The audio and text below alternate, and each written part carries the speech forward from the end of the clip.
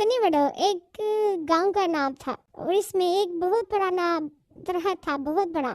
इसकी शाखें बहुत दूर तक फैली हुई थी, जिनके सिरे कभी कभार ठंडे साफ पानी में डूब जाते थे। दामन में पिप नाम का एक छोटा सा खेत वाला चूहा रहता था। बहुत शरारती चूहा था, जिसकी चहर नई खुशबू फड़कती थी। रोशन आंखों वाला, तेज नजरों वाला चूहा था। इसे सनी मेडो की सैर करना बहुत पसंद था। एक सुबह पिप एक अजीब खामोशी में जागा।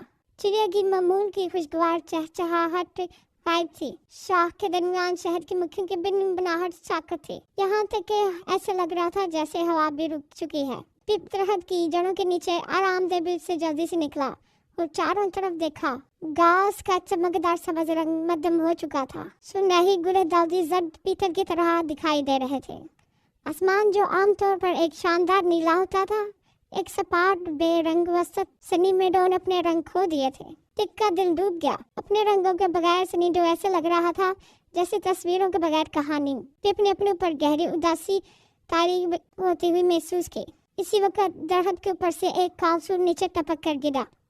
वो एक उल्लू का था, जो बहुत बुजुर्ग और समझदार था। पिप ने ऊपर देखा। उस दरख्त के पत्ते भी सूख कर सब्ज ना थे, मध्यम चांदी की तरह सुरमई हो गए थे। सुरमई क्यों? रंगों को क्या हुआ? पिप ने चीखते हुए कहा। इसकी आवाज हल्की सी कांप रही थी। पिप ने कहा, ए बुजुर्ग उल्लू, ये सारे रंग कहाँ चले गए? उल्लू ने आह भरी आवाज में कहा, इन्हें शडोई वर्ड्स के ग्लूम लिंगर्स ले गए हैं। पिप ने शडोई वर्ड्स की कहानी सुनी थी, एक तारीख और पुरसरार जगह जो सनी मेडो की सरहद पर थी। ग्लूम लिंगर्स को साए और उदासी के मखलूक कहा जाता था, जो किसी भी रोशन और खुशगवार चीज को पसंद नहीं करते थे। पिप ने पूछा, इसकी छोटी सी वह परेशानी से सिकुड़ गई। वो हमारे रंग क्यों ले जाएंगे? लेकिन उल्लू ने कहा कि हमारी खुशी उनको पसंद नहीं है। अज़म की एक लहर पिप पर छा गई, चाहे वो कितना ही छोटा क्यों ना हो। रंगों के बगैर सनी मेडो नाकाबिले तस्वर था। इसे कुछ करना था। मैं शडोई वर्ड्स जाऊंगा। और पिप ने अपने छोटे से सीने को फुलाते हुए ऐलान किया, और मैं अपने रंग वापस लेके आऊंगा। ये एक खतरनाक सफर था। छोटे पिप शडोई वर्ड्स साए और चालों से भरे हुए हैं। उल्लू ने कहा, शायद तुम कामयाब ना हो, लेकिन तुम्हारा दिल तो बहादुर है। और इस तरह पिप छोटा सा खेत का चूहा शडोई वर्ड्स की तरफ रवाना हुआ। सफर बेचैन करने वाला था। सनी मेडो की मानूस खुशगवार आवाजें इसके पीछे मध्यम पड़ गईं। इनकी जगह एक पुरसरार खामोशी ने ले ली। जंगल के इस हिस्से के दरख्त मुड़े हुए और नंगे थे। इनकी शाखें हड्डियों की तरह अंगुलियों की तरह फैली हुई थी। हवा ठंडी और नम थी। जैसे जैसे अंधेरा गहरा होता गया, इसने कुछ ऐसी मखलूकात का सामना किया जो पहले ही सुरमईपन से मुतासिर हो चुकी थी। एक आम तौर पर चमकदार नीली चिड़िया एक शाख पर बैठी थी। इसके पर अब मध्यम चार कोल थे। एक शोक सुर्ख लुमड़ी खामोशी से झाड़ियों में घूम रही थी। इसके बालों का रंग बेजान हाकी रंग का था। वो उदास और सुस्त लग रही थी। नीली चिड़िया ने कमजोरी से चहचहाया, छोटे चूहे ने तुम कहाँ जा रहे हो? पिप ने बहादुरी से जवाब दिया, ग्लूम लिंगर से अपना रंग वापस लाने। ये एक नाउमीद काम है। ग्लूम लिंगर्स मजबूत है और इनके साए गहरे हैं। नीली चिड़िया ने सिर्फ आह बढ़े, लेकिन पिप ने हिम्मत नहीं हारी। इसे सनी मेडो के सुरमईपन और पूरे जंगल की उदासी याद आ रही थी। आखिरकार वो शडोई वर्ड्स के किनारे पर पहुंच गया, एक ऐसी जगह जहां सुरमईपन सबसे ज्यादा था। ऊंचे पत्तों के बगैर दरख्त ऊपर मंडला रहे थे। वो जमीन पीली दूध जैसी राख की एक तह से ढकी हुई थी। दूर वो खामोशी से हरकत करते हुए सायादार दादुशुमार देख सकता था। ये जरूर ग्लूम लिंगर्स होंगे। उन्होंने पिप को एक चमकदार पत्थर के बारे में बताया, जो साइज में बहुत छोटा था, लेकिन वो जानता था कि इस पत्थर की वजह से रंग वापस लाए जा सकते हैं। पिप ने ऐसा ही किया। जिस जगह पर एक पहाड़ के पीछे एक गहराई में वो पत्थर था, वो पिप उठा के अपने साथ ले गया। सिर्फ एक मजबूत अज़म था। वो एक बड़े सुरमई पत्थर के पीछे रेंगता हुआ गया और झांका। ग्लूम लिंगर्स इसके तस्वर से बिल्कुल मुख्तलिफ थे। वो लंबे और पतले थे। इनके जिस्म घूमते हुए साए से बने हुए थे। वो बगैर किसी आवाज के हरकत करते थे और इनकी मौजूदगी ऐसा लग रहा था रंगों का, जैसे वो अपने इर्द गिर्द हर चीज से रोशनी चूस रहे हों।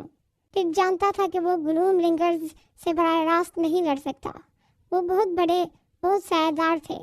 اسے وہ بات یاد آئی جو الو نے کی تھی اندھیرے کو چیر سکتی سے، جہاں پر ایک سایہدار درخت تھا کالے رنگ کا جو ہر طرف سے روشنی اور رنگ کھینچ رہا تھا، اور اس کے درمیان میں ایک گہرا اندھیرا چھایا ہوا تھا۔ الو نے پپ کو بتایا تھا کہ اگر وہ اس پتھر کو اس درخت کے اندر جو سوراخ تھا وہاں تک لے کر جانے میں کامیاب ہو گیا تو سب کے رنگ واپس آ جائیں گے۔ پپ نے ایسا ہی کیا، کبھی درخت کے پیچھے، کبھی پتوں کے پیچھے، کبھی پتھر کے پیچھے چھپ کے جاتا، اور گلوم لنگر سے بچ کے جب درخت کے اندر گھسنے لگا تو گلوم لنگرز نے دیکھا۔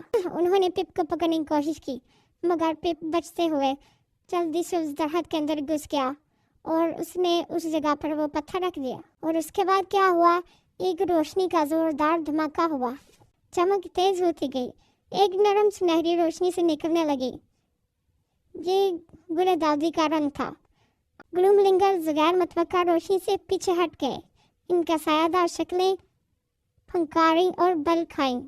وہ بھول گئے تھے کہ رنگ کیسا محسوس ہوتا ہے۔ آسمان کا ہلکا نیلا، گھاس کا نرم سبز، اس کے گرد سنہری چمک تیز ہو گئی اور اب دوسرے مدھم رنگ نمودار ہونے لگے۔ گلوم لنگرز مدھم ہونے لگے، ان کی سایہ دار شکلیں ٹمٹمائیں۔ ایک آخر فتح منصفی کے ساتھ پپ نے دیکھا کہ آخر گلوم لنگرز سائے میں غائب ہو گئے۔ رنگوں کا بور روشن چمک گیا اور پھر ایک زوردار آواز کے ساتھ ورز میں چمکدار رنگوں کی لہریں پھیل گئیں۔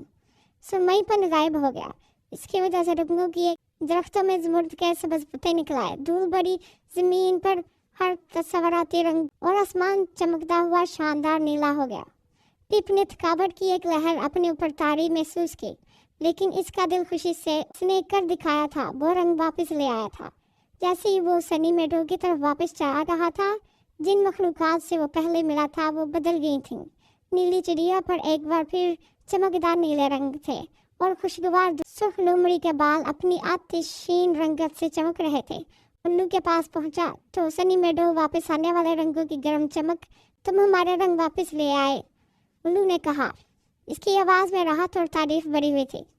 کر دکھایا چھوٹے پیارے اور سمجھدار بچوں، اگر آپ کو یہ کہانی پسند آئے تو میرے اس چینل کو لائک کر دیں، شیئر کر دیں اور سبسکرائب کر دیں۔